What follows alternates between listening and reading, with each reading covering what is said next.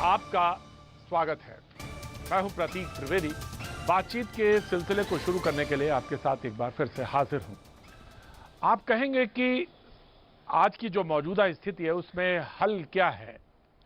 अगर आपके पास हल नहीं है तो हल का एक रास्ता बताएं, और अगर रास्ता मालूम है तो उस पर चलते हुए तो कम से कम नजर आए। मोटे तौर पर अगर हम बात करें तो दो चीजें, वैक्सीनेशन और अब जो ज्यादा चर्चा है वो यह है लॉकडाउन। लॉकडाउन तो आप कहेंगे कि लगा हुआ है, लेकिन जवाब आएगा कि ये पार्शियल लॉकडाउन है जिसमें कुछ चीजें की छूट है। तो क्या वो लॉकडाउन जिसे कहते हैं जीरो लॉकडाउन, जिसमें सारी चीजें रुक जाती हैं, जैसा कि हमने पहला 24 मार्च को देखा था, तो वैसा लॉकडाउन। वैक्सीनेशन के बारे में कहा गया कि वैक्सीनेशन समस्या का सबसे पूर्णतः हल है। जहां पे हम बीमार तो पड़ेंगे, हो सकता है बीमार पड़े, दोनों वैक्सीन लेने के बाद भी बीमार पड़े, लेकिन शायद जान की खतरा ना हो। क्योंकि राजनीतिक हलकों में, मैं आज कोई राजनीति बात नहीं कर रहा हूं, राजनीतिक हलकों में यह बात कही गई कि मार्च से लेकर अब तक 1 लाख लोग से ज्यादा लोग मर गए। सवाल यह है कि तब लॉकडाउन लगाया था आपने, अब क्यों लॉकडाउन नहीं लगाया, यह भी सवाल आया। जब 500 से लोग थे तब लॉकडाउन लगाया, आज 4 लाख से ज्यादा है और 4000 से ज्यादा के आसपास मौतें होती हैं, तो लॉकडाउन क्यों नहीं है। वैक्सीन के बारे में कहा गया कि सिर्फ 2 वैक्सीन है हमारे पास, बहुत सारी वैक्सीन आ सकती थी, उसको लेकर क्यों नहीं आपने फैसले लिए, ये भी बात हुई। लेकिन जो हमारे साथ आज मेहमान मौजूद हैं, सबसे पहले जिनकी तरफ हम रुख करना चाहेंगे और यहीं पे चीजें लाके हम देखना चाहेंगे कि आखिर पार्शियल लॉकडाउन, लॉकडाउन, वैक्सीनेशन, अगर यहीं पे सारी चीजें हैं तो हम कहां पे खड़े हैं और किस तरह से चीजों का सामना करें। हमारे साथ आज जो मौजूद हैं मेहमान, उनसे मैं आपका तारुफ करा देता हूं। आज डॉक्टर नवीन विक साहब हमारे साथ मौजूद हैं। आप head of department medicine, all India medical institute sciences के, एम्स के हमारे साथ मौजूद हैं। टास्क फोर्स के आप हेड हैं।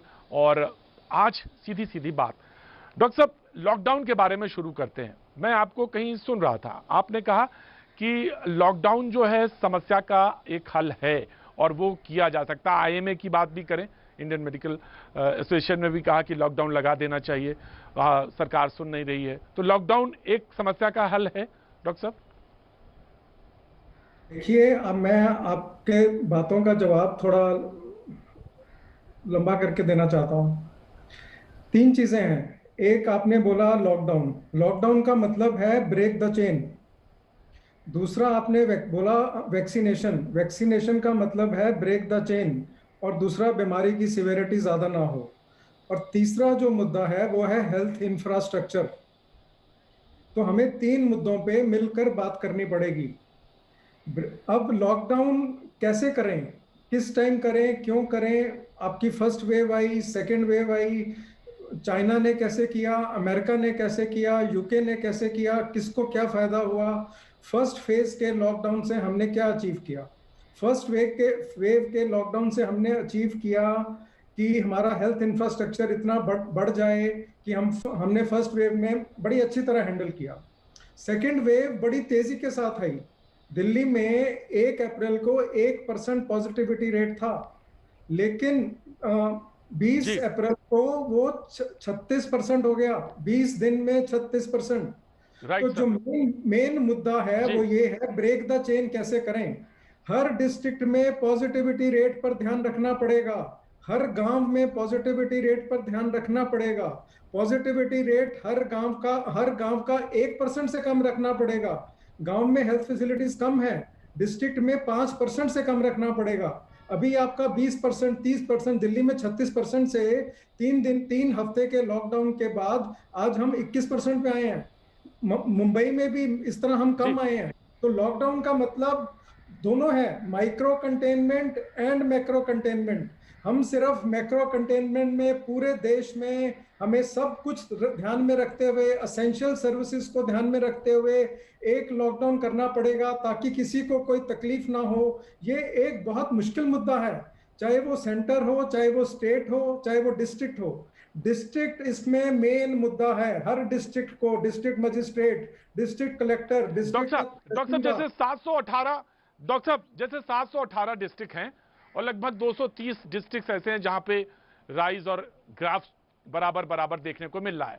अब इन 718 में 230 को कंप्लीटली शट डाउन कर दिया जाए, एक बात ये लोगों ने कहा नहीं नहीं नहीं 718 में कंप्लीटली शट आउट करिए, किसी ने कहा नहीं, जो पॉजिटिविटी रेट जहां पे 5 आ जाए वहां ढील छोड़ दीजिए, जहां 19 और 20 है वहां पे आप कंटेन कर लीजिए। डॉक्टर बी, ये एक कॉन्टिन्यूस प्रोसेस है, इसको हम कहते हैं सप्रेस एंड लिफ्ट। जब 5% पे आ गया, मैंने इतना सप्रेस कर दिया कि 5% से नीचे ले आया, फिर मैं लिफ्ट कैसे करूंगा? ये एक कॉन्टिन्यूस प्रोसेस 2 साल का 3 साल का प्रोसेस है, तभी ये वायरस कंट्रोल में आएगी। अभी देखो कितनी एकदम अनकंट्रोल में आ गई। जैसे ही 5% पे आएगा तब आप 25% खोलिए पहले, फिर 50% खोलिए, इतनी देर में आपकी वैक्सीनेशन और लग जाएगी, तो फिर आप 75% खोलिए, फिर अगर बढ़ गया तो फिर आप सप्रेस कर दीजिए, 5% से ऊपर बढ़ गया तो उस तरह आप रिस्ट्रिक्शंस। ये कॉन्टिन्यूस प्रोसेस है, हमें समझना पड़ेगा कि लॉकडाउन एक, आप इसको लॉकडाउन बोलिए, आप इसको स्ट्रिक्ट रिस्ट्रिक्शंस बोलिए, आप इसको माइक्रो कंटेनमेंट बोलिए, आप इसको मैक्रो कंटेनमेंट बोलिए, सब एक है। ये गांव की लड़ाई है, ये तहसील की लड़ाई है, ये डिस्ट्रिक्ट की लड़ाई है। आप फरमान जारी कर दीजिए, फरमान जारी करने से कुछ नहीं होगा। जब तक मेरे मन में गिल्ट रहता है कि भाई मैंने अपने किसी घर में किसी को पॉजिटिव ना कर दूं, मेरे सामने वाले ने मास्क नहीं पहना, तो मेरे को बोलना पड़ेगा भाई आप मास्क पहनो। वैक्सीन लगने के बाद भी वैक्सीन का असर 2 महीने में आएगा, और वो भी 100% असर नहीं है, फिर भी मास्क पहनना पड़ेगा। हमें पैनिक नहीं क्रिएट करना है, हमें सिर्फ सावधानी लेनी है। राइट डॉक्टर साहब, आपकी बातचीत से दो चीजें, पहला एक सवाल ये, आपने कहा ये लंबा प्रोसेस है 2-2.5 साल का, हम इसी चीज को जानना चाहते हैं कि लोगों को मेंटली प्रिपेयर होना पड़ेगा इस वक्त देश में। यानी आप जब कहते हैं 2 से 2.5 साल, तो यानी हम तीसरी लहर को कहीं ना कहीं जोड़ लेते हैं, तो फॉर दैट कि ये 5% पॉजिटिविटी रेट आएगा तो हम ढील दे देंगे आपको 1% के आसपास। राइट, आप क्लियर करिए डॉक्टर साहब। डॉक्टर नवनीत भी 5% पे आएगा तो हम ढील देंगे पहले 25% की, फिर हम ढील देंगे 50% की, फिर हम ढील देंगे 75% की। तो हमें 5% से कम रखना है। टेस्टिंग हमें इतनी अच्छी रखनी है कि हम टेस्टिंग कर करके लोगों को आइसोलेट करना है, लोगों को टेस्ट करके जो पॉजिटिव है, और लोगों की जिम्मेवारी है कि भाई मेरे को आज सिम्टम है तो मैं घर में रहूंगा, मैं अपने घर में किसी को इन्फेक्ट नहीं कर सकता हूं, पूरी फैमिलीज इन्फेक्ट हो रही हैं। ये सबका फर्ज है, सेंटर हो, स्टेट हो, डिस्ट्रिक्ट हो। और मेरा सबसे बड़ा फर्ज है कि मैं किसी अपने मन में मैं गिल्ट नहीं ला सकता कि मैंने अपने घर में किसी को इन्फेक्ट कर दिया या अपने ऑफिस में किसी को इन्फेक्ट कर दिया। तो इसीलिए गांवों को बहुत ख्याल रखना है, हमें गांवों को बचाना है, हमें शहरों को बचाना है। शहरों में फिर भी कुछ सुविधाएं राइट डॉक्टर साहब, बड़े शहरों में सुविधाएं राइट डॉक्टर साहब, मैं उसी पे आ रहा हूं। डॉक्टर सूर्यकांत जी हमारे साथ, राइट डॉक्टर सूर्यकांत जी हमारे साथ हैं, चेस्ट फिजिशियन हैं, आप हेड ऑफ डिपार्टमेंट है रेस्पिरेटरी डिपार्टमेंट के king George medical college Lucknow से। डॉक्टर आंचल गुप्ता भी हमारे साथ जुड़ रही हैं, आप सीनियर आई सर्जन हैं। Thank you so much doctor साहब। मैं डॉक्टर सूर्यकांत को भी शामिल करूंगा, लेकिन डॉक्टर नवनीत भी एक बात और बहुत जोर से आ रही है, और वो ये आ रही है कि लोगों ने एक्सपेरिमेंट किया। किसी ने कहा कि एक येलो फीवर के टाइम में 100 साल पुराना रेफरेंस दिया, और उन्होंने कहा कि जो आपकी वैक्सीन है उसको डिवाइड कर दिया। और ये बात जब कोविशील्ड के समय भी था, जब टेस्टिंग हो रही थी, तब उसमें भी कि हाफ हाफ लगाई और रिजल्ट अच्छे आए। जब हमारे सामने वैक्सीन की प्रॉब्लम है, डिमांड और मांग की इतनी ज्यादा गैप है, तो उसमें वैक्सीन को डिवाइड किया जाए और लोगों को फैलाया जाए और ज्यादा से ज्यादा लोगों को वैक्सीन लगा दी जाए, और रिजल्ट उसके अच्छे आ रहे हैं। कुछ डॉक्टर्स ने यह सजेशन दिया, आपका ओपिनियन इसमें क्या है? मैं भी यही कह रहा हूं कि हमें इसमें थोड़ी और सोच लगाने की जरूरत है। अगर मुझे आज कोविड हो गया, तो मैं कोविड का मरीज हूं, तो मैं 6 हफ्ते के बाद वैक्सीन लगा सकता हूं। तो मैं एक ही वैक्सीन और लगाऊं तो वो बहुत है मेरे लिए, तो हमें उसको 2 वैक्सीन लगाने की जरूरत नहीं है। ये हमें समझना पड़ेगा, और हमें हमारी प्रोसेस को समझना पड़ेगा कि हम कुछ गाइडलाइंस में बदलाव लाएं कि एक मुझे कोविड हो गया तो शायद एक वैक्सीन से मेरा काम चल जाएगा 6 हफ्ते के बाद। दूसरी बात, कोविशील्ड जो एक वैक्सीन है वो हम 3 महीने में भी लगा सकते हैं। हमें उसमें 6 से 8 हफ्ते का है, लेकिन जो डेटा दिखाता है कि 3 महीने में भी लगा सकते हैं। जरूरी ये है कि हम अपना पहला शॉट ले लें, वो बहुत जरूरी है। तब तक वैक्सीन और आएगी, वो हम कर पाएंगे। तो हमें इस पे सोच करने की थोड़ी जरूरत है। किसी को कोविड हुआ तो वो सिर्फ एक ही वैक्सीन लगा ले तो उसका काम, आप उसको रिसर्च से जोड़ के आगे देखिए। सिर्फ एक वैक्सीन और लगाने से, बिकॉज एंटीबॉडीज बन जाती हैं, एक शॉट लगाएंगे दूसरा काम खत्म। और तीसरी मैं बात बोल रहा हूं कि अगर हम उसको 3 महीने भी कर दें तो उससे भी हमें बहुत फर्क पड़ेगा। लेकिन वैक्सीन का असर आने में 2 महीने लगते हैं, कई बार 2.5 महीने लगते हैं। मेरी आपसे रिक्वेस्ट है कि घर में हम मतलब सब मास्क पहनना मत छोड़िए प्लीज। पैनिक नहीं होगा, हमें नंबर्स को घटाना है। इस देश में आज मार क्या है हेल्थ इंफ्रास्ट्रक्चर की, कि हमें डिस्ट्रिक्ट्स को बढ़ाना है और हमें बड़ी सोच रखनी है। क्या डिस्ट्रिक्ट में हम हर डिस्ट्रिक्ट में, मैं ये बहुत जरूरी बात बोलना चाहता हूं, और वो ये है कि क्या हम हर डिस्ट्रिक्ट में उस डिस्ट्रिक्ट के नाम पर क्या एक पोस्ट ग्रेजुएट सिविल हॉस्पिटल खोल सकते हैं हर डिस्ट्रिक्ट में? उसमें हमारे यंग डॉक्टर्स एकदम आएंगे, और हर डिस्ट्रिक्ट में अगर एक पोस्ट ग्रेजुएट इंस्टीट्यूट होगा जिसमें मेडिसिन, एनेस्थीसिया, सर्जरी, गायनी, जो छोटे छोटे सब्जेक्ट्स हैं पर वो इंपॉर्टेंट सब्जेक्ट हैं, हमारा हेल्थ इंफ्रास्ट्रक्चर एक दिन में 3 गुना हो जाएगा। मतलब तो हमें इस पे बड़ी सोच पे काम करके जल्दी हम क्या सोल्यूशन करके हेल्थ इंफ्रास्ट्रक्चर को कैसे कॉम्पिटेंट बना सकते हैं और यंग लोगों को कर सकते हैं। तो हमें पोस्ट ग्रेजुएट इंस्टीट्यूट हर डिस्ट्रिक्ट में अगर हम बना दें जल्दी से जल्दी, तो हमें अपने हेल्थ इंफ्रास्ट्रक्चर को एक बहुत अच्छे तरीके से आगे बढ़ने में मदद मिलेगी। बहुत अच्छा सॉल्यूशन बात है, आउट ऑफ बॉक्स सोचने की जो लोगों ने बात कही है उस पे है। मैं डॉक्टर सूर्यकांत की तरफ मैं बढ़ना चाहूंगा, लेकिन डॉक्टर नवनीत मैं इसको क्लियर करना चाहता हूं। क्या वैक्सीन, एक वैक्सीन को अगर मान लीजिए 5 ml की है तो 2.5 करके एक्सपेरिमेंट आउट ऑफ बॉक्स लोगों को सोचने की तो कर सकते हैं क्या? 2.5 अभी टाइम है, इस पर कुछ फैसला हो सकता है नहीं, उस या पे हमें ये एक्सेप्टेबल नहीं है? हमें इसमें नहीं जाना चाहिए। भारत सरकार ने बहुत सोच समझ के, बड़ा सोच के, एक बड़ा मुश्किल से, मैं बोलूंगा बहुत मुश्किल से उन्होंने इसको बहुत तेजी के साथ लॉन्च किया है। हमें उसको भ्रमित नहीं करना चाहिए। हमें उन पे विश्वास करके, जैसे उन्होंने टीम बनाई, जैसे उन्होंने प्रोसेसेस किए, उस पर विश्वास करके आगे बढ़ना चाहिए। अगर वो जो गाइडलाइन लाएंगे हमें उस पर विश्वास करके उसको आगे बढ़ाना चाहिए। बिकॉज इस टाइम हम भ्रांतियां नहीं पैदा कर सकते हैं। हमें जो एक सरकार ने राइट। बनाया प्रोसेस उस पर आगे चलना चाहिए। वो अपनी सब डेटा को इकट्ठा करेंगे, अपना रिसर्च करेंगे, साइंटिफिकली उसको आगे बढ़ाएंगे, हमें उस पर विश्वास करना चाहिए। तो राइट, तो हमें अपनी सरकार पे, अपने साइंटिस्ट पे विश्वास करना चाहिए, और इसी तरह अपने डॉक्टर पे भी विश्वास करना चाहिए। हमें पेशेंट को पेशेंट ही रहना चाहिए, उसको पेशेंस रखना चाहिए, और अपने हेल्थ केयर वर्कर को प्रेशर में नहीं लाना चाहिए, नहीं तो सिस्टम खराब हो जाएगा। मैं उस पे आ रहा हूं क्योंकि बहुत ज्यादा प्रेशर है डॉक्टर्स पे भी और पैरामेडिकल स्टाफ पर बहुत प्रेशर है। मैं जानता हूं कि कोई रेस्ट नहीं है और उसकी वजह से बहुत सारी प्रॉब्लम्स जहां आईसीयू सेंटर्स हैं उनमें आ रही है। मैं डॉक्टर सूर्यकांत जी आपके पास आना चाहता हूं। आप क्योंकि king George medical college Lucknow में बैठे हैं, आप डिस्ट्रिक्ट भी देख रहे हैं और आप गांवों की तरफ भी देख रहे हैं। समस्या सबसे ज्यादा विकट इस वक्त गांव में और डिस्ट्रिक्ट में, जिसकी तरफ डॉक्टर नवनीत इशारा कर रहे थे। आ क्या रही है समस्या, क्या लॉजिस्टिकली समस्या क्या है, जिसको कि जानना बहुत जरूरी है। Doctor Suryakant. Doctor Navneet sir ने बहुत अच्छा एक खाका खींचा है कि कैसे हम बड़े परिप्रेक्ष्य में इस समस्या को देख सकते हैं और कैसे हम सॉल्व कर सकते हैं। और उसमें कई चीजें ऐसी हैं जो मैं आउट ऑफ बॉक्स लानी पड़ेंगी। हमने 14 महीने के अंदर बहुत प्रोटोकॉल बना लिए। दोस्तों, मैं बहुत विनम्र निवेदन के साथ कहना चाहता हूं कि अब प्रोटोकॉल तोड़ने का समय आ गया है। तोड़िए बंधन, तोड़िए प्रोटोकॉल, और अब खुल के खेलने का समय आ गया है। खुला खेल फर्रुखाबादी, जिसमें हमारे उत्तर प्रदेश में एक शहर है फर्रुखाबाद, वहां ये कहावत है। देखिए समस्या क्या है कि हमारे जो इन्फेक्टिविटी रेट जो हमारे हेल्थ केयर वर्कर्स का है 35% हो गया है।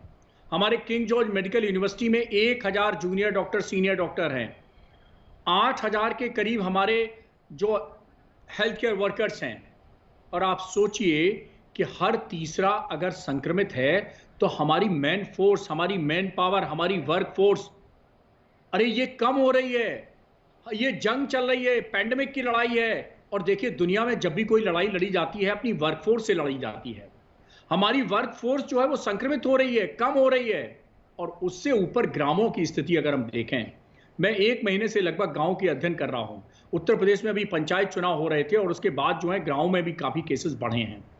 अभी उत्तर प्रदेश का आप ही ने बताया कि एक डिसीजन हुआ है कि फिलहाल जो जिला पंचायत अध्यक्ष का चुनाव है और जो ब्लॉक प्रमुख का अध्यक्ष का चुनाव है वो पोस्टपोन कर दिया गया है जून के लिए। बहुत अच्छा किया है, मैं स्वागत करता हूं इसका। कोई भी ऐसी चीज जिसमें हम भीड़ इकट्ठा करते हैं, क्योंकि कोरोना 2 चीज से, मैं कहता हूं 3 सी याद रखिए। C for corona, C for crowd and C for congestion. ये 3 C बहुत इंपॉर्टेंट है। C फॉर कोरोना किससे बढ़ता है? वो 2 C से बढ़ता है, क्राउड से, कंजेशन से। और हमें बचना पड़ेगा क्राउड से भी, कंजेशन से भी। इसीलिए तो हम लॉकडाउन लगाते हैं, इसीलिए तो डॉक्टर साहब हम ये तो पार्शियल चीजें समझ लॉकडाउन ली। लगाते हैं। डॉक्टर साहब डॉक्टर साहब ये तो लोगों को समझ में आ गया। अब मैं डिबेट को खोल रहा हूं, लेकिन डॉक्टर नवीद जो जिस बात के कह रहे थे कि हमको सोचना पड़ेगा और ये लॉकडाउन की स्थितियों की तरफ आना पड़ेगा, क्योंकि और कोई सोल्यूशन नहीं है। डॉक्टर नवीद भी हमारे साथ सिर्फ 6 बजे तक के लिए थे, क्योंकि उनके पास आगे उनको मीटिंग में जाना है, लेकिन उन्होंने कहा कि लॉकडाउन के अलावा कोई सोल्यूशन नहीं है, आपको सोचना पड़ेगा। जैसी पॉजिटिविटी रेट आपकी 5 से नीचे जाए तो आप उसको खोलिए, और ये चीजें आपको कंटिन्यूएशन 2-2.5 साल के लिए प्लान करनी पड़ेंगी, तब ये आप कंट्रोल पे आएंगे, और इसके लिए लंबी लड़ाई के लिए प्रिपेयर होना पड़ेगा। जी डॉक्टर सूर्यकांत।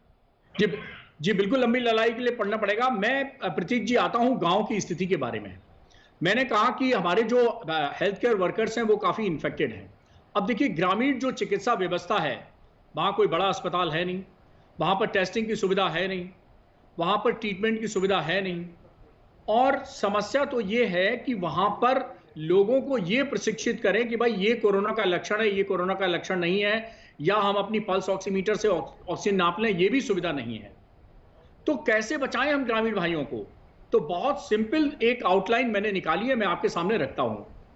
देखिए, गांव में एक चीज तो बस करनी होगी कि एक छोटा सा पल्स ऑक्सीमीटर की व्यवस्था तो करनी होगी, क्योंकि उसके बिना हम कोरोना को न तो जान पाएंगे, न पहचान पाएंगे, न उपचार कर पाएंगे।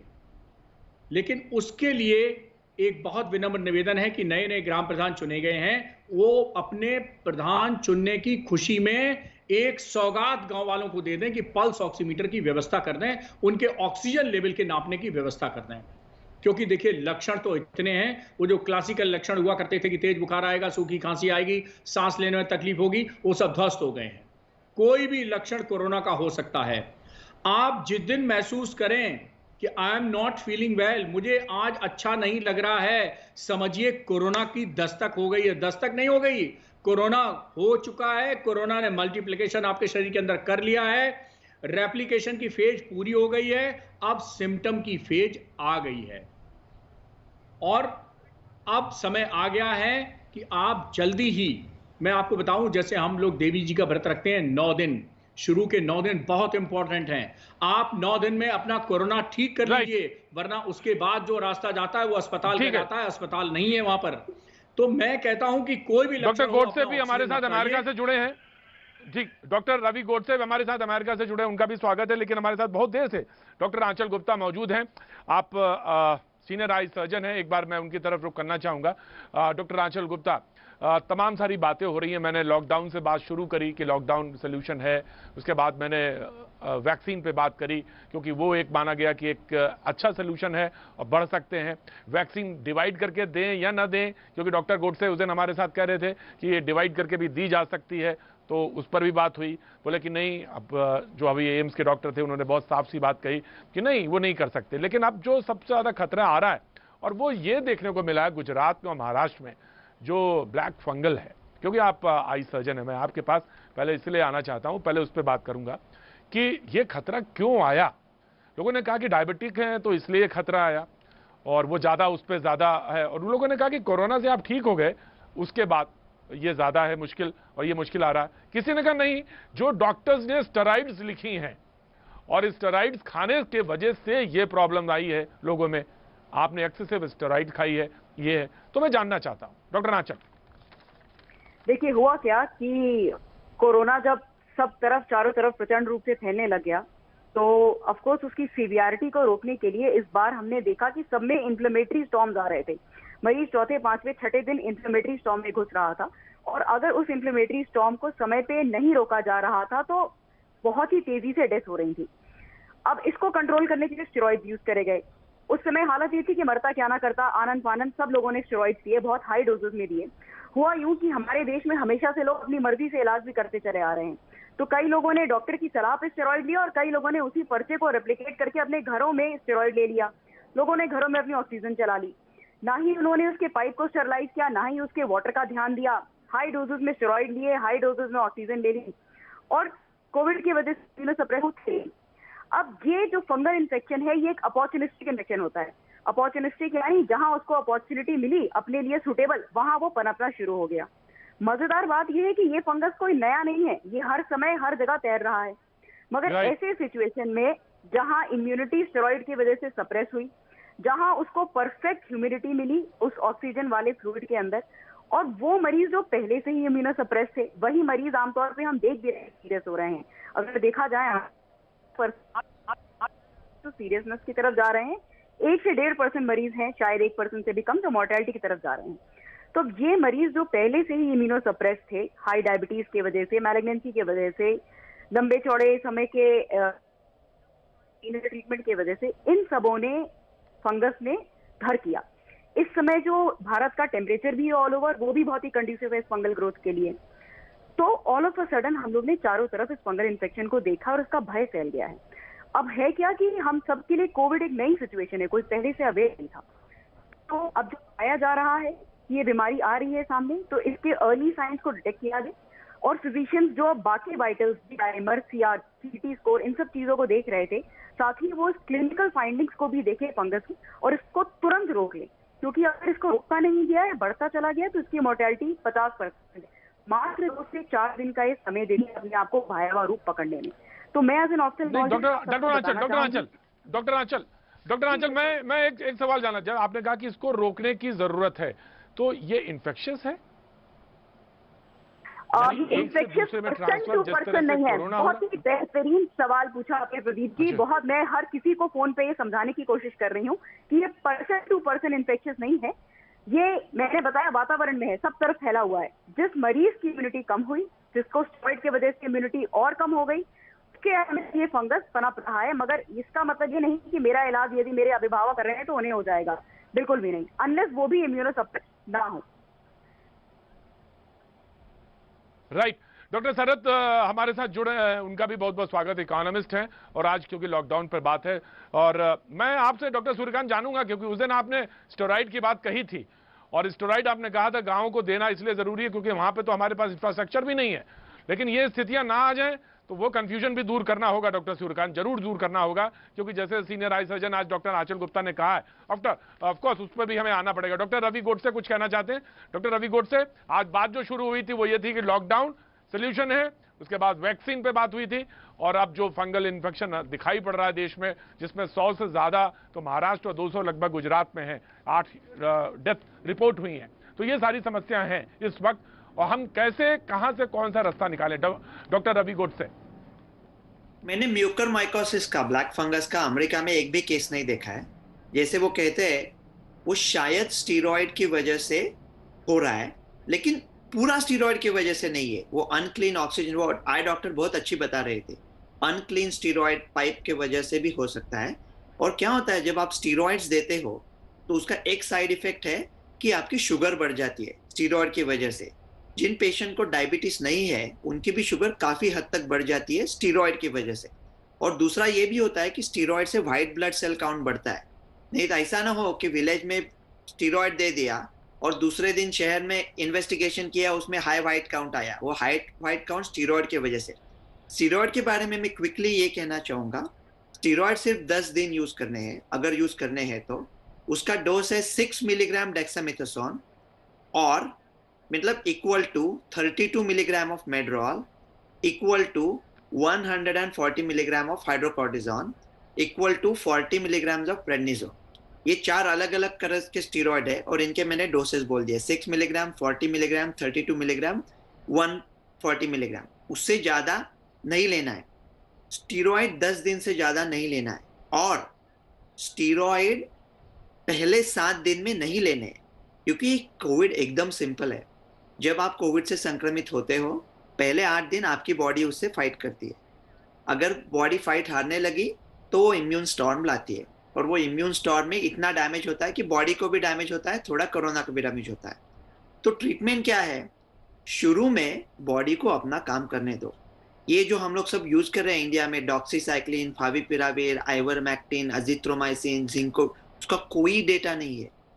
अगर जो लोग अपने समझ रहे हैं कि मुझे कुछ ट्रीटमेंट मिलेगी, उसके वजह से आज ही पढ़ रहा था डॉक्टर साहब, अब ये भी एक कंफ्यूजन है डॉक्टर साहब, एक ये भी कंफ्यूजन है कि आई एम सॉरी, मैंने आपको रोका, लेकिन आइवोमेटिन पे अभी इतना एक रिसर्च आज मेरे सामने रखी हुई थी कि the best way to fight corona आइवोमेटिन।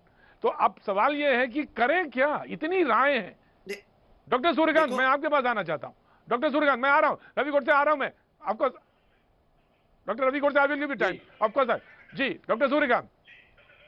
देखिए, डॉक्टर रवि गोडसे ने बहुत अच्छी बात कही। उन्होंने कहा कि स्टेरॉइड जो है वो 10 दिन से 9 दिन से 10 दिन से ज्यादा इस्तेमाल नहीं करना है। और देखिए, जो मैंने पैकेज दिया है वो सिर्फ 5 दिन का है। मैं आपको बता दूं कि 5 दिन का स्टेरॉइड तो कुछ भी नहीं होता, ऊंट की मुंह में जीरा होता है। और जितने भी स्टेरॉइड हैं, आप देखिए, जितने भी ब्लैक फंगस के केसेस आ रहे हैं वो केसेस हैं जिनका नंबर 1 प्रोलॉन्ग हॉस्पिटलाइजेशन। कोई ओपीडी बेसिस पे ब्लैक फंगस नहीं आ रहा है। जो हॉस्पिटलाइज्ड हैं, जिनका लंबा हॉस्पिटलाइजेशन है, जिनके बहुत दिनों से इंजेक्शंस लग रहे हैं, हाई डोज के इंजेक्शंस लग रहे हैं, लोग खूब पल्स थेरेपी दे रहे हैं 1000 मिलीग्राम। अभी डॉक्टर गोडसे बोल रहे थे कि हाइड्रोकोर्टिसोन 120 मिलीग्राम, लोग जो है methyl prednisolone 1000 milligram pulse therapy hydrocortisone की दे रहे हैं। डायबिटीज जो है वो शुगर बढ़ के 400 500 600 तक हो जा रही है। ऐसे केसेस हैं जो कैंसर के पेशेंट हैं, जो क्रोनिक किडनी डिजीज के पेशेंट हैं, जो और ट्रांसप्लांट के पेशेंट हैं। मतलब आप समझिए, मैं छोटा सा उदाहरण देता हूं, हर किसी को समझ में जाए। प्रतीक जी, कभी आपने देखा है ताजी ब्रेड पे फंगस लगती हो? कभी आपने देखा है ताजे फल पे फंगस लगती हो? कभी देख रहा है आपने ताजी मिठाई पे फंगस लगती हो? जी नहीं। फंगस लगती है पुरानी ब्रेड, पुराने मिठाई, पुराने फल पे। तो जिसकी लंबी आपने एक पारी खेल ली है, इम्यूनिटी पहले से कमजोर थी और इम्यूनिटी कमजोर हो गई। और इम्यूनिटी सिर्फ स्टेरॉइड के इंजेक्शन से कमजोर नहीं होती है, इम्यूनिटी मेंटल इम्यूनिटी भी होती है। आदमी अस्पताल में बैठा है, उसका डिप्रेशन हो गया है कि मैं अस्पताल से बचूंगा नहीं बचूंगा, मर जाऊंगा, क्या करूंगा, इससे भी उसकी इम्यूनिटी कमजोर हो रही है। उसकी इम्यूनिटी कमजोर हो रही है एंटीबायोटिक से, वो भी कमजोर हो रही है, स्टेरॉइड से भी कमजोर हो रही है, वेंटिलेटर पे डाल दिया गया और उसकी इम्यूनिटी कमजोर हो गई। और सबसे बड़ी बात, आप ये सोचिए कि बैकग्राउंड क्या है। बैकग्राउंड अगर किसी इम्यूनो कंप्रोमाइज की है, उसी में जाके ब्लैक फंगस हो रहा है। कोई ओपीडी केसेस में ब्लैक फंगस नहीं आ रहा है। ग्रामीण भाइयों के लिए मैं कहना चाहता हूं कि ग्रामीण भाइयों को ना चिकित्सा की सुविधा है, ना उपचार की सुविधा है, ना जांच की सुविधा है। इसीलिए मैं उसी पे आऊंगा, मैं आ रहा हूं, मैं उसी तरफ आ रहा हूं, मैं उसी तरफ आ रहा हूं, मैं उसी तरफ आ रहा हूं जी, मैं उसी तरफ आ रहा हूं। लेकिन डॉक्टर आंचल आपके पास आना चाहूंगा। डॉक्टर आंचल, सवाल ये था कि जिस तरफ कि सिर्फ स्टेरॉइड्स की वजह से नहीं। जी, डॉक्टर सूर्यकांत ने बहुत ही सही शब्द निकाला, जो कि पूरे कोविड की जड़ है। The only word which is going to control the entire COVID in the time, in the years, in the decade to come is immunity. Prevention is better than cure. हम लोग सालों से सुनते चले आ रहे हैं, यहाँ पे इधर से इलाज, उधर से इलाज, ये स्टेरॉइड, वो steroid, IV steroid, oxygen concentrator, सब चीज नहीं। भाई मसला की इम्यूनिटी पे अवेयरनेस आग की तरह फैलानी है। लोगों को बेसिक हाइजीन आग की तरह के दिमाग में घुसाना है। लॉकडाउन तब तक कंटिन्यू रखिए जब तक 10 से 20% बेड वेकेंट ना होने शुरू हो जाएं। उसके बाद में लॉकडाउन अचानक से मत खोलिए, 4:3 करिए, 4 दिन काम करिए, 3 दिन स्ट्रिक्ट लॉकडाउन। मगर देश पूरा अपनी इम्यूनिटी में काम करे। हर घर में पल्स ऑक्सीमीटर हो, हर घर में थर्मोमीटर हो, हर घर का आदमी को खाने पीने की सही डाइट के बारे में अवेयर किया जाए। मल्टीवाइटमिन और मल्टी न्यूट्रिएंट्स, और हमारे देश में जो मालन्यूट्रिशन आज तक फैला हुआ है, इस पे काम किया जाए। ये वो चीजें हैं जिन पे पिछले 70 सालों से काम नहीं हुआ, तो सबसे लास्ट ये होना ही होना था। अब हम कितने ही डिस्ट्रिक्ट में मल्टी एम्स तैयार कर लिए, और हमने बेसिक्स ही नहीं सॉल्व किए, prevention is better than cure पे ही नहीं काम किया, तो हम कहीं नहीं पहुंच पाएंगे। ये ब्लैक फंगस क्यों हुआ? आधे से ज्यादा लोग इम्यूनो थे जिनको अस्पतालों में मिली स्टेरॉइड, सारा ध्यान स्टेरॉइड लगा हुआ है। वो जो पाइप जा रहा है ऑक्सीजन में, उसकी सैनिटेशन पे किसी ने ध्यान नहीं दिया। मैं समझ सकती हूँ क्राइसिस का समय है, मगर बेसिक्स जब तक स्ट्रॉन्ग नहीं होंगे। एक और बात डॉक्टर सूर्यकांत ने बहुत ही सही करी, मेंटल हेल्थ। इस प्रकार डर फैला हुआ है कि आधी ब्रेथलेसनेस तो एंजाइटी से हो जा रही है, पता नहीं चल रहा है कि ब्रेथलेसनेस कोविड के वजह से है, पैनिक अटैक है। तो अवेयरनेस जो चीज है और जो बेसिक हमारे ठीक करने हैं, यू करेक्ट, बिल्कुल बिल्कुल, यू आर करेक्ट, बिल्कुल सही बात कर रही हैं आपकी। पैनिक तो इतना जड़ पे जाके काम करिए, जड़ पे जाके काम करिए आप लोग। जी बिल्कुल, और जरूरत है लंबे, क्योंकि लड़ाई लंबी है, और लंबी लड़ाई के लिए कैसे तैयारी करी जाए, ये एक बहुत बड़ा सवाल है। ज्ञानेंद्र शुक्ला लखनऊ से हैं, पत्रकार हैं, और तमाम बेबाकी से बात कहते हैं, हमारे साथ जुड़ गए हैं। और शायद आज अपनी बात कहना चाहते हैं। मैं उनसे बात से शुरू करूंगा। हमारे साथ अर्थशास्त्री बहुत देर से जुड़े हुए हैं, शरद कोहली, मैं उनका भी स्वागत करता हूं। डॉक्टर रवि गोडसे, बिल्कुल एक वक्त एक छोटे से ब्रेक का है, ब्रेक के बाद मैं एक बार फिर से बातचीत का सिलसिला शुरू करूंगा, बने रहिए हमारे साथ। शरद के पास हम सीधे जाना चाहेंगे, हमारे साथ बड़ी देर से जुड़े हुए हैं। शरद, हमने बात जो शुरू करी थी और आज का जो मौजू था वो यही था कि लॉकडाउन ही हमारे पास एक सलूशन, एक हथियार, कारगर हथियार दिखाई पड़ रहा है। वैक्सीन हाँ ऑफ कोर्स है, लॉन्ग रन में वही हमको बचाएगी। और उसके ऊपर मुझे भी ये लगता है कि जैसी बातचीत में लग रहा था, एम्स के डॉक्टर साहब मौजूद थे, आप मौजूद थे उस समय, एक नेशनल पॉलिसी जरूर होनी चाहिए। और रवि गोडसे ने उस दिन हमारे शो में ये बात कही थी। रवि गोडसे ने बड़ी अच्छी बात कही थी कि आप जिनको कि हो चुका है एक बार कोरोना, तो उनको तो आप डिले कर सकते हैं, उसको 2 महीने बाद दे सकते हैं वैक्सीन, और एक अच्छा सोल्यूशन है, तब तक आप तैयारी कर लेंगे। लेकिन लॉकडाउन को लेकर अब लगभग लोगों के दिमाग में तस्वीर है, 718 लगभग डिस्ट्रिक्ट है देश भर में, 230 के आसपास ऐसे हैं जहां पे, और कहीं कहीं तो पॉजिटिव रेट अगर नॉर्थ ईस्ट में बात करें कहीं की तो 76% है। कोलकाता की बात करें तो 45, यानी हर दूसरा आदमी पॉजिटिव है। आज दिल्ली की अगर बात करें तो आज तो घट के 19 के आसपास आ गई है, लेकिन ये 32 थी। आप अंदाजा लगाइए, ये कमोबेश पूरे नेशनल एवरेज है, वीकली एवरेज है। तो देश में अगर हम कहीं भी स्थिति में इस समय बात करें तो लॉकडाउन की तरफ जाता हुआ दिख रहा, पार्शियल से काम नहीं बनता हुआ नजर आएगा। जी हाँ प्रतीक, अगर आप कुल मिलाकर परिस्थिति देखें तो आपने जो आंकड़े बताए कि 218 डिस्ट्रिक्ट इस समय प्रभावित है 730 डिस्ट्रिक्ट में से, ये बताता है कि अलग अलग देश के हिस्सों में जो पॉजिटिविटी रेट, इन्फेक्शन रेट और जो कंटेनमेंट जोन वो अलग अलग किस्म के हैं। मुझे लग रहा है इसी बात को लेके सरकार ने, क्योंकि हम एक फेडरल स्ट्रक्चर में रहते हैं, हर राज्य यूनिक है, हर राज्य का हेल्थ इंफ्रास्ट्रक्चर यूनिक है, हर राज्य में इन्फेक्शन और पॉजिटिविटी यूनिक है, ये हम देख ही चुके हैं। मुझे लग रहा है इसी बात को लेके सरकार ने इस दफे, पिछली दफे हमने देखा, आपने जो शुरू में शो में बोला था कि जब 500 केस हुए थे तो नेशनल लॉकडाउन लग गया था, पर सरकार ने इस बार इसको डिफरेंट तरीके से लिया कि आप स्टेट्स के ऊपर छोड़ दीजिए। पर अगर प्रतीक, अगर हम आज भी देखें परिस्थिति, तो अगर आबादी के लिहाज से देखें तो करीब करीब 70% से अधिक आबादी किसी ना किसी प्रकार के लॉकडाउन में है। ऐसा नहीं है कि लॉकडाउन नहीं है, पर क्योंकि ये पार्शियल लॉकडाउन है, और देखिए जो इसका आर्थिक, देखिए जो डॉक्टर्स कह रहे हैं, मैं भी एक इंसान हूं और अर्थशास्त्री बाद में हूं, पहले इंसानियत के नाते मैं किसी भी ऐसे कदम का, किसी भी ऐसी सलाह का सपोर्ट करूंगा जहां पर लोगों की पहले जानें बचे। पर क्योंकि मैं एक अर्थशास्त्री भी हूं तो मेरा यह दायित्व बनता है प्रतीक कि हम देश को यह भी अवगत कराएं कि जब पिछले साल जब लॉकडाउन हुआ था, जो नेशनल लॉकडाउन जिसको कहते हैं, शायद कुछ लोग भूल गए होंगे, उसकी कीमत क्या आई थी। प्रतिदिन जो नेशनल लॉकडाउन होता है प्रतीक, वो 40,000 करोड़ रुपए उसकी प्रतिदिन कॉस्ट आती है। कुल मिला के 24% जीडीपी गिर गई थी फर्स्ट क्वार्टर में, सब जानते हैं। 8% उससे अगले क्वार्टर में गिर गई थी। करीब 1,90,00,000 नौकरियां चली गई थी। और प्रतीक, मैं आपको एक बहुत इंटरेस्टिंग आंकड़ा बताता हूं, करीब करीब 35% परिवार देश में उस समय ऐसे थे जिनके घर में एक दिन या कई दिन खाना नहीं बना था। 23% परिवार ऐसे थे जिनको उधार लेना पड़ गया था, जिनके पास अपनी रसोई चलाने के लिए जगह नहीं थी। ये मैं आपको नेशनल लॉकडाउन के परिणाम बता रहा हूं, और ये कहते हुए मैं साथ में ये बार बार जोड़ना चाहूंगा कि किसी भी ऐसे कदम जिससे लोगों की जानें बचे, उसके साथ मैं पूरे दिलो दिमाग से खड़ा हुआ हूं। पर ये एक दो-धारी तलवार है, आगे कुआं पीछे खाई वाली सिचुएशन है, क्योंकि एक तरफ लोगों की जानें है, जान है, दूसरी तरफ जहान है। ऑफकोर्स शरद, मैं एक संवेदनशील इंसान हूं। मैं भी एक छोटे से शहर से आता हूं, एक बहुत छोटे से शहर में आज से आता हूं, दिल्ली में बैठा हूं और घूमता हूं गांव की तस्वीर। ज्ञानेंद्र मेरे बगल में बैठे हैं, वो मुझसे ज्यादा बेहतर तस्वीर बताएंगे। लेकिन मैं सच बता रहा हूं कि ये तर्क आया था कि आप ऐसे नहीं मरेंगे तो हम वैसे मर जाएंगे, अगर हम कोरोना से नहीं मरेंगे तो हम भूख से मर जाएंगे। लेकिन समस्या ये है कि अगर कोई कदम नहीं उठाया गया, आईएमए कह रहा है, इंडियन मेडिकल एसोसिएशन ने साफ कहा कि प्लीज आप इस पे कदम उठाइए। अमेरिका के सलाहकार हैं प्रेसिडेंट के, उनका कहना है कि 15-20 दिन का आप लॉकडाउन लगाइए और उसके बाद स्थितियों का मूल्यांकन करिए, उससे आपको बेटर रिजल्ट की तरफ आप बढ़ सकते हैं। ज्ञानेंद्र, मैं आपको शामिल करना चाहता हूं इस मौजूदा समय जहां पे doctor Suryakant king George medical college से हैं, वो बता रहे हैं कि क्या स्थितियां हैं गांव की और तहसीलों की। मैं जानना चाहता हूं कि क्या इस वक्त पोजीशन है और क्या इंफ्रास्ट्रक्चर और किस तरह से बात हो रही है। डॉक्टर ज्ञानेंद्र।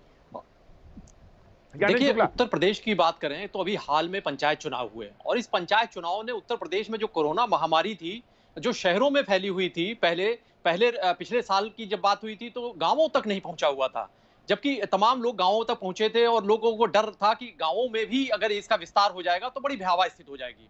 लेकिन इस बार जब दूसरी लहर आई, तब पंचायत चुनाव 4 चरणों में चुनाव हुए और 9 करोड़ से ज्यादा वोटरों ने हिस्सा लिया, क्योंकि उत्तर प्रदेश की आबादी का बड़ा हिस्सा गांवों में रहता है। और उसके बाद अब जिस तरीके से तस्वीर आ रही है, 120 गुना केसेस बढ़े हुए हैं तमाम जगह। रायबरेली की मैं बात करूंगा, सुल्तानपुर खेड़ा एक गांव है, सोनिया गांधी का संसदीय क्षेत्र है, डॉक्टर दिनेश शर्मा उत्तर प्रदेश के डिप्टी सीएम है, वहां के प्रभारी मंत्री हैं। वहां पर एक ही गांव में 17 लोगों की मौत हो गई, कोरोना जैसे लक्षण थे। और आपको मैं बता दूं कि लखनऊ सहित जो तमाम बड़े शहर हैं, जहां पर अभी पिछले 1 महीने के दौरान जिस तरीके से एक आंधी सी आई, कोरोना ने जिस तरीके से एक अपना भयावह रूप दिखाया, तमाम जो संसाधन थे वो ऐसा लगा कि खत्म हो गए हैं या इतने कम पड़ गए। और उत्तर प्रदेश के गांवों में जहां पर अभी भी हालात बड़े बदतर हैं, जहां पर स्वास्थ्य सेवाएं जहां पर नाम मात्र की हैं, जहां पर अभी भी लोगों को झोला छाप डॉक्टरों के पास ही जाना पड़ता है, वहां पर अभी कई तस्वीरें आई जहां पर से ग्रामीण इलाकों की, जहां पर खेतों में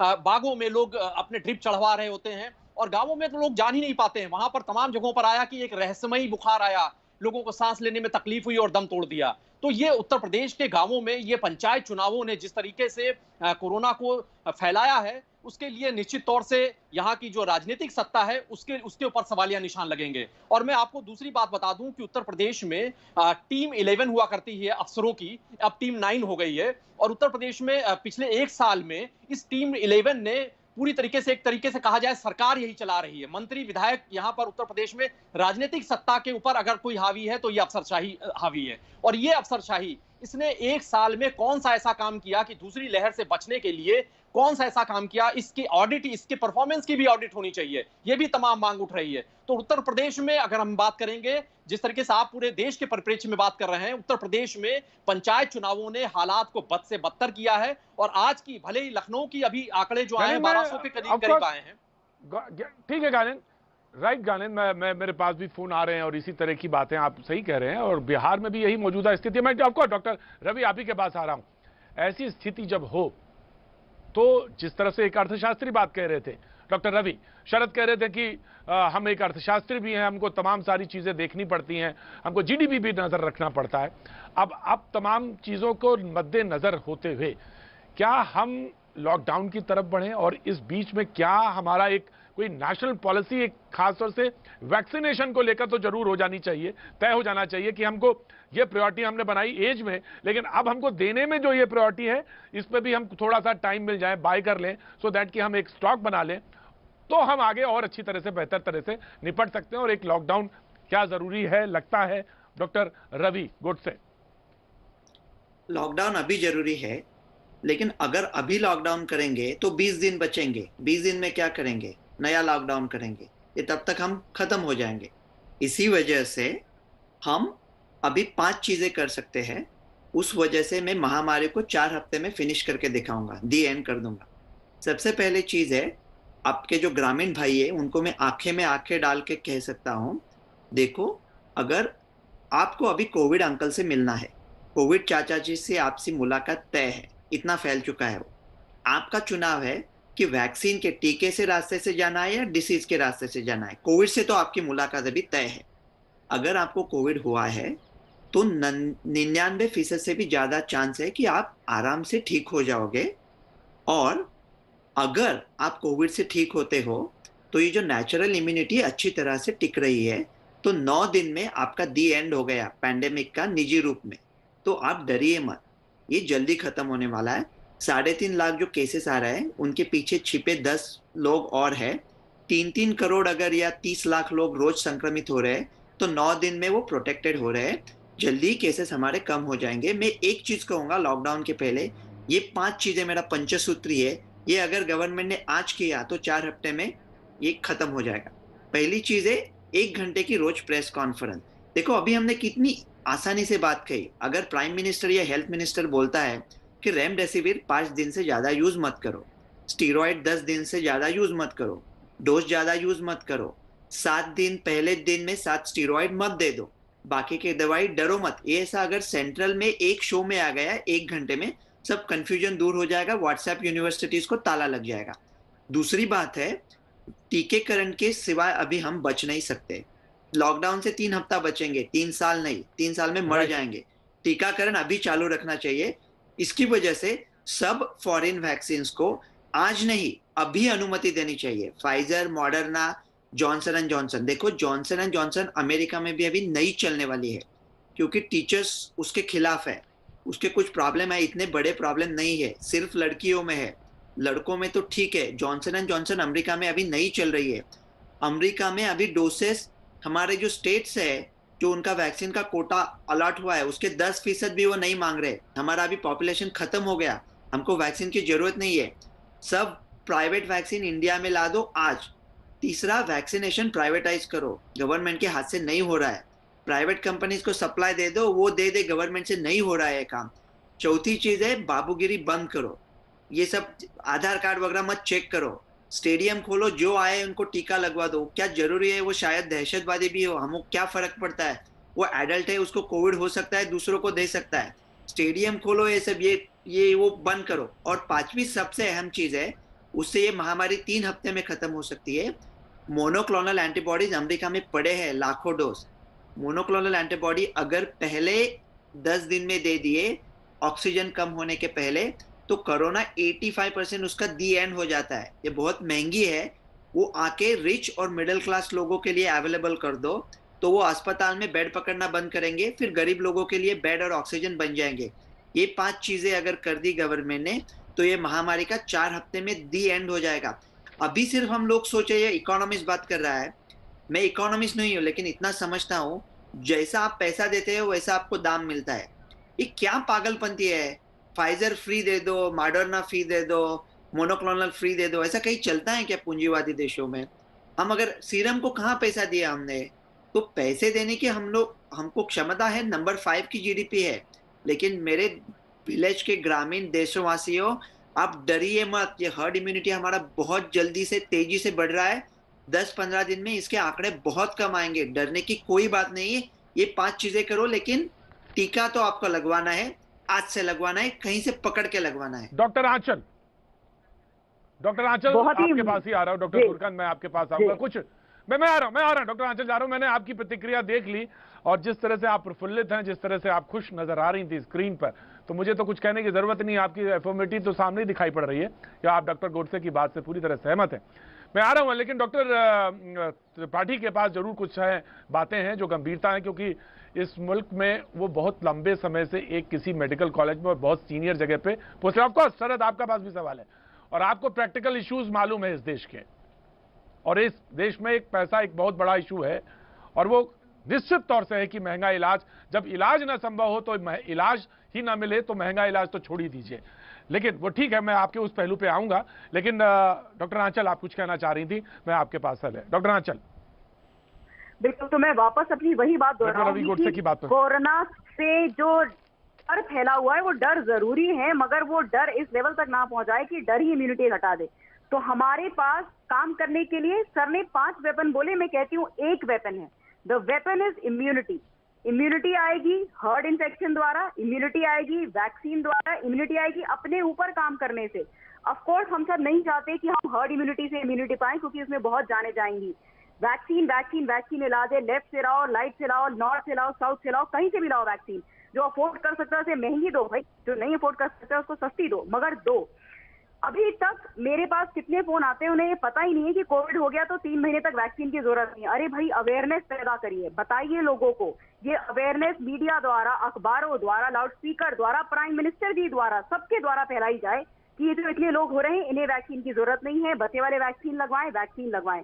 अपनी इम्यूनिटी पे काम करें। आज कोविड है, कल कोई और वायरस होगा। पूरे देश को, पूरी दुनिया को समझना होगा कि हम लोग अंधी रूप से जिंदगी नहीं जी सकते हैं।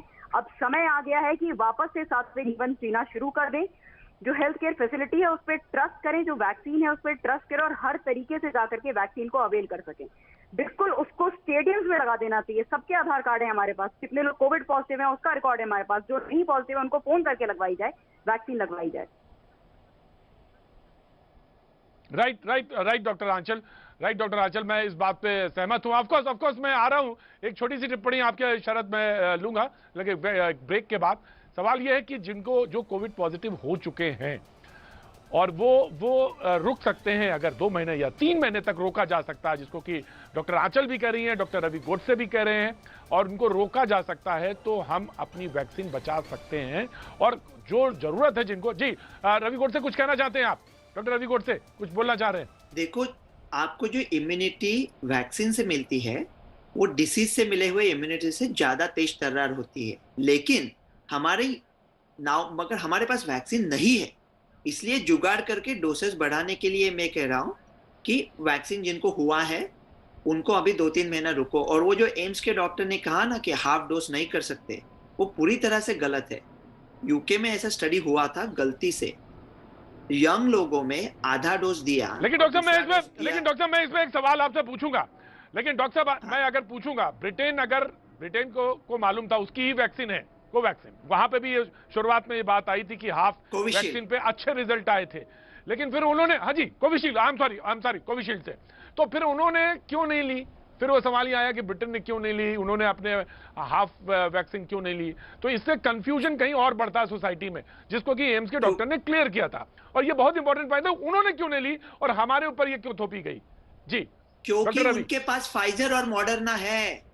वो इतने होशियार लोग हैं कि फाइजर और मॉडर्ना उनकी वैक्सीन नहीं है, लेकिन फाइजर को परमिशन इंग्लैंड ने, आई एम वेरी सॉरी, होशियार तो हमारी कम्युनिटी भी है। डॉक्टर रवि गोडसे, आप भी हमारी कम्युनिटी के हैं और हम भी होशियार ही हैं।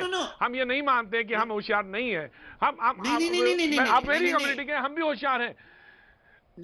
देखो, भारत तो देखो, इंग्लैंड के जो कमिटी पे लोग बैठे हैं, अमेरिका की कमिटी में बैठे हैं, वो सब भारतीय मूल के हैं। सबसे होशियार लोग दुनिया के भारतीय है। मैं खुद भारतीय हूँ, सबसे होशियार लोग हैं हम। मैं यही कह रहा हूँ, ये होशियारी दिखानी चाहिए अभी। फाइजर और मॉडर्ना इंग्लैंड ने, मैं ऐसा कभी नहीं कहूंगा, मैं ऐसा कैसा कहूंगा, भारत का बच्चा हूं, मैं कैसा कहूंगा मातृ दिन के दिन पे भारत माता को क्या कहूंगा? होशियार नहीं है, सबसे होशियार लोग हैं। लेकिन इंग्लैंड के पास चॉइस था, इसलिए वो कोविशील्ड अभी कहते हैं वो यंग लोगों में लगाते ही नहीं है, 30 के नीचे नहीं लगाते, अभी कहते हैं 40 के नीचे नहीं लगाते।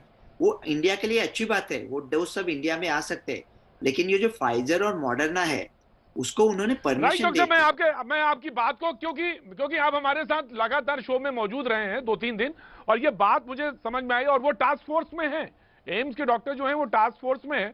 उन्होंने बहुत सारी बातों को आपको कहा, आपकी बात को उन्होंने अपनी बात आगे बढ़ाई, और वो क्योंकि वो मेडिसिन के हेड हैं, और तो मैंने उनको सामने ये बात रखी कि आखिर हम अपनी वैक्सीन को डिवाइड कर सकते हैं, और डिवाइड कर देंगे तो अगर 100 हैं तो वो 200 हो जाएंगी। तो इस बात पर उन्होंने कहा कि नहीं, हमें बिल्कुल श्योर होना चाहिए, हमें कंफ्यूजन नहीं रखना चाहिए, और ये बात कहीं डिस्कस हुई है। हम वक्त एक छोटे से ब्रेक के बाद हम फिर हाजिर होते हैं, और बात थी लॉकडाउन के, जिसमें शरद कुछ कहना चाह रहे थे। आगे बढ़ेंगे और सूर्यकांत जी हमारे साथ मौजूद हैं। वक्त छोटे से ब्रेक का,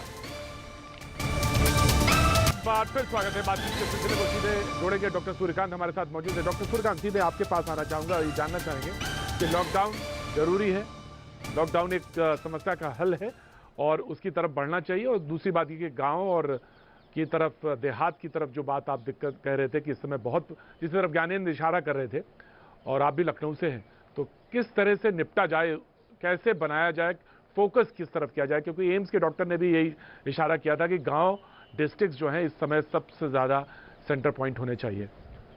डॉक्टर सूर्यकांत वालों के लिए मेरा बहुत मानना है कि गांव में जांच की सुविधा नहीं है, ना उपचार की सुविधा है, तो हर गांव वाले को अपना ही ख्याल खुद का रखना है।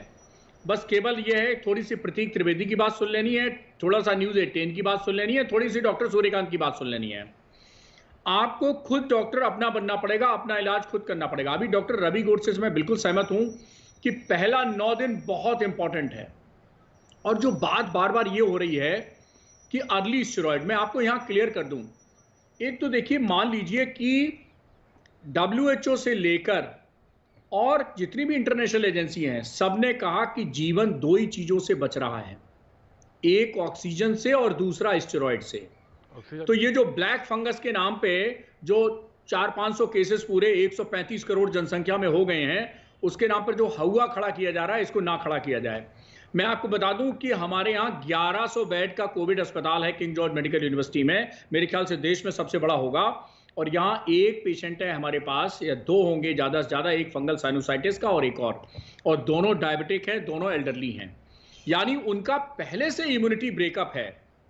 और ये जो आप कह रहे हैं हम ग्रामीण भाइयों के लिए जो पैकेज दे रहे हैं, वो पैकेज दे रहे हैं उसमें 5 दिन का स्टेरॉइड है, और वो स्टेरॉइड हम तब दे रहे हैं जब ऑक्सीजन 94 से नीचे आ गई है।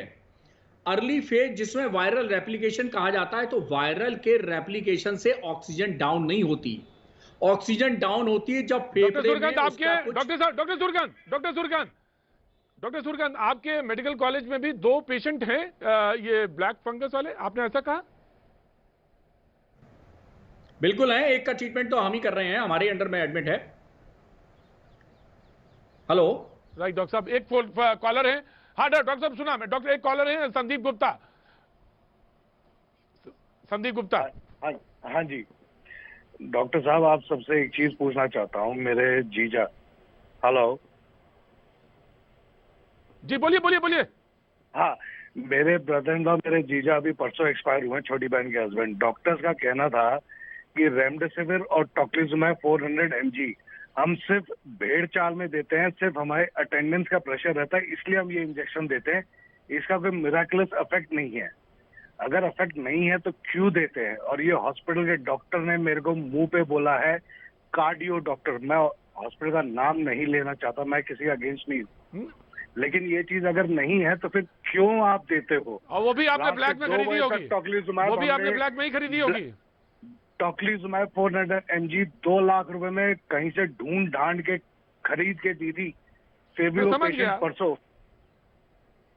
तो क्यों ऐसा करते हैं? या क्लियर क्यों नहीं बताते? ये बहुत नहीं, प्रेशर, डॉक्टर पे प्रेशर नहीं होना चाहिए अटेंडेंट का। और अगर डॉक्टर प्रेशर में आ रहा है अटेंडेंट के, तो फिर वो ठीक नहीं है। मुझे मालूम है प्रेशर है डॉक्टर्स पे, लेकिन ये अपने आप में उस प्रोटोकॉल का कहीं ना कहीं उल्लंघन है। आप मुझसे कहेंगे आप प्रोटोकॉल समझा रहे हैं, वहां पे आइए, इमरजेंसी में स्थितियां आके देखिए प्रतीक जी, ये स्टूडियो नहीं है आपका, लेकिन फिर आप जान को देख रहे हैं, ये भी मुझे मालूम है अच्छी तरह से। डॉक्टर गोडसे कुछ बोलना चाह रहे हैं? मैं आपको डॉक्टर सुरकांत, मैं आऊंगा, जीजा को नहीं बचा पाए और वो इंजेक्शन दिया, ब्लैक से लेके आए, उसके बाद भी नहीं बचे, और बोले कि मैं इसलिए देता हूं क्योंकि प्रेशर है हमारे ऊपर। Doctor Ravi Godse and doctor Suryakant will respond, doctor Aanchal will respond. जी Ravi Godse. World Health Organization ने कहा है कि रेमडेसिविर बिल्कुल काम का नहीं है। अमेरिका कहता है कि रेमडेसिविर अच्छा है, मैं सारे पेशेंट्स पे यूज करता हूँ, उसका मॉर्टेलिटी बेनिफिट नहीं है, लेकिन हॉस्पिटल 15 दिन से 11 दिन तक कम होता है। रेमडेसिविर चल सकता है। रेमडेसिविर सही टाइम पे देना है, ऑक्सीजन जब आपको लगता है तब, और वेंटिलेटर लगने के पहले सिर्फ 5 दिन देना है। अगर रेमडेसिविर का डिमांड कम करना है, तो सप्लाई बढ़ाना है, तो डिमांड कम करना चाहिए। अगर नेशनल न्यूज कॉन्फ्रेंस में हेल्थ मिनिस्टर ये बोल देते हैं रेमडेसिविर से मॉर्टेलिटी बेनिफिट नहीं है, कुछ पेशेंट में चल सकता है, सिर्फ 5 दिन के लिए ले लो, सिर्फ हाइपोक्सिक पेशेंट में ले लो जिनका ऑक्सीजन कम है, और अगर पेशेंट वेंटिलेटर पे है तो उसका कोई फायदा नहीं है। इस बात अगर कोई कामली ये शांति से आपको बताए, टोसिलिजुमैब है, टोसिलिजुमैब वो जो मेडिकेशन है वो बहुत महंगी है, दूसरा इंजेक्शन जो है इम्यून स्टॉर्म में चलती है। हाँ, तो पहला 8 दिन वायरल रेप्लिकेशन होता है, वो रेप्लिकेशन को ब्लॉक करने में हम रेमडेसिविर यूज करते हैं जिनको हाइपोक्सिया हो है, रेमडेसिविर और ऑक्सीजन। उसके बावजूद भी अगर इम्यून्स का बाढ़ आता है तो उसे रोकने के लिए टोसिलिजुमैब करते हैं। वो सिर्फ पहले 3 दिन में यूज करना होता है, सीआरपी लेवल मोर देन 75 चाहिए, और टोसिलिजुमैब से आपका बाकी का इम्यूनिटी भी इतना कम होता है कि ब्लैक फंगस जैसे प्रॉब्लम्स आ सकते हैं। टोसिलिजुमैब ये अच्छी दवाई है अगर बहुत अच्छे अस्पताल में बहुत अच्छे डॉक्टर ने, मतलब डॉक्टर तो हमारे सब अच्छे हैं, अच्छे अस्पताल में अगर ये दवाई दे दी कि जहां आप मॉनिटर कर सकते हैं कि सेकेंडरी इन्फेक्शन है, तो मेरे ख्याल से अगर इम्यून स्टॉर्म में पेशेंट पहुंच चुका है तो अभी मामला गंभीर है, स्टीरॉइड चालू रखो। पेशेंट का खुद का इम्यूनिटी भी सबसे अच्छा होता है। वो कहते हैं ना, मुझे छोड़ दे मेरे हाल पर, तेरा क्या भरोसा।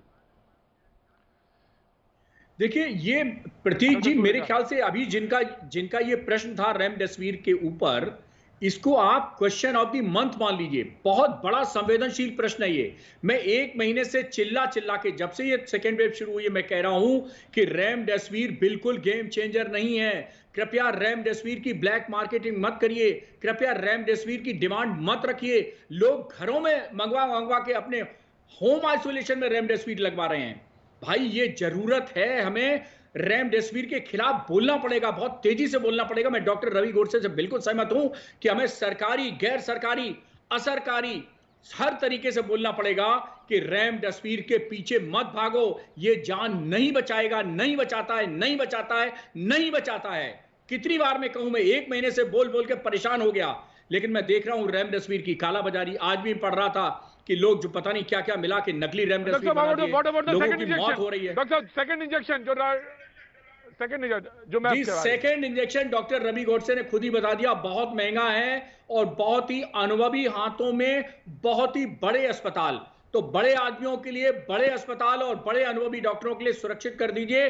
डॉक्टर सूर्यकांत आम आदमी के लिए बिल्कुल इस्तेमाल नहीं करते हैं, न करेंगे, बिल्कुल नहीं करेंगे। हमसे आप कहिए, मैं टॉसिलीजुमाब इस्तेमाल करूंगा, रेमडेसिविर इस्तेमाल करूंगा। देखिए, हमारा देश इस स्थिति पे पहुंच गया है। आप बोलिए। मैं ये कह रही हूँ कि देश इस स्थिति पे पहुंचा हुआ है कि अब पछताए होत क्या जब चिड़िया चुग गई खेत। तो I will again go back to the fact कि रेमडेसिविर और टोक्लिजुमैब की स्थिति तक हम लोग पहुंचे ही नहीं। अगर हम सब 2 गज की दूरी, 2 मास्क है जरूरी, ये समझ लें। लॉकडाउन लगे ना लगे ये प्रशासन के हाथ में है, मगर हमारे हाथ में है 2 गज की दूरी, मास्क है जरूरी। हमारे हाथ में है कि पूरे देश के पास में स्मार्टफोन है, लेकिन थर्मोमीटर और पल्स ऑक्सीमीटर मात्र 10% लोगों के घरों में है। हमारे हाथ में है, हमारे हाथ में है। वक्त की जी डॉक्टर आंचल, वक्त की कमी है, जरूर वक्त की कमी है। शरद और ज्ञानंद से मैं माफी चाहूंगा, क्योंकि सवाल इसी बात पर था कि लॉकडाउन जरूरी या नहीं, या लॉकडाउन का ये वक्त आ गया या नहीं, क्योंकि उस चेन को तोड़ने के लिए क्या इस सही समय का इंतजार है, तो वही इंतजार है। इस पर तमाम सारी मुद्दों पे बात की, लेकिन आज अभी बस सिर्फ इतना। कल फिर होगी मुलाकात। वक्त है आर पार का।